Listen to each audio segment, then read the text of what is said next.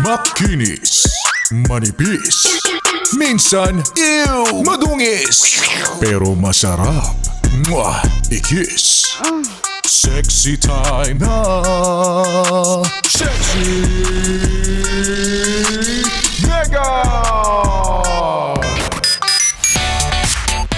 Ikaw ba ay isang bad liar? Ang salita na yan o yung phrase na yan ay isang idiomatic Gusto mo to? Parang teacher tayo. Ay isang idiomatic expression kung saan ang ibig sabihin, bad liar, ibig sabihin, hindi ka magaling magsinungaling. Ikaw ba yon? May mga taong ganyan, hindi marunong, hindi kaya, at hindi magaling magsinungaling. Yung talagang mabubuko mo, mahahalata mo na hindi sila nagsasabi ng totoo. Ikaw ba to? Ganyan ka ba? Are you a bad liar? Hindi, syempre. Ikaw pa, nabubuhay ka nga sa kasinungalingan eh. Magaling ka nga mag-gaslight ng sarili mo. Ay di malamang, ganun ka din, magaling ka rin magsinungaling. Ay nako. Ako throughout my existence sa mundong ibabaw na to, mahirap magsinungaling. Bakit? Kasi kapag nagsisinungaling ka, dapat matalas ang memorya mo. Kasi dapat natatandaan mo kung ano yung eksaktong mga bagay o kasinungalingan ang sinabi mo. Kasi pagka hindi yan nag-match, hindi nagpare-pareho yung sinabi mo sa isang taong kasinungalingan tas yung sinabi mo sa iba at hindi magtugma, mahahalata ka na nila.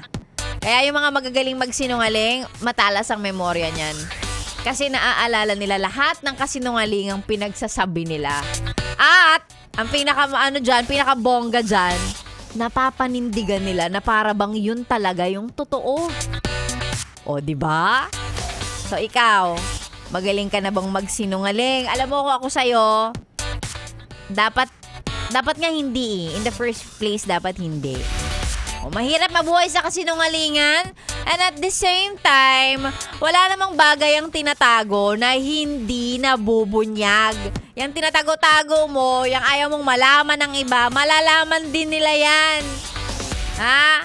Kaya kung ako sa'yo, kahit may masaktan, kahit minsan ikaw, di ba sa sarili mo, ang hirap aminin, magsabi ka na lang ng totoo. Diba? Oh, kanino ko itatapon to sa mga lalaki? Mga lalaki huli na magsisinungaling pa. De-deny pa nila yan. Hindi yan totoo. Kurutin kita ng nail cutter eh. O, diba? O, mga gabay sa pamumuhay lang naman ni Sexy Megan yan. Ngayong Monday, ano paalala ko sa'yo? Huwag magsinungaling. Kahit may masaktan, kahit ikaw mismo nahihirapan, magsabi ka ng totoo. Kasi yun ang makakapagpalaya sa'yo. Kaya, kung nagsabi ka sa opisina na SL ka ngayon, kahit ang totoo, nasa Boracay ka, naku, malalaman nila yan pagbalik mo, kaya magsabi ka na. Magpakatotoo ka.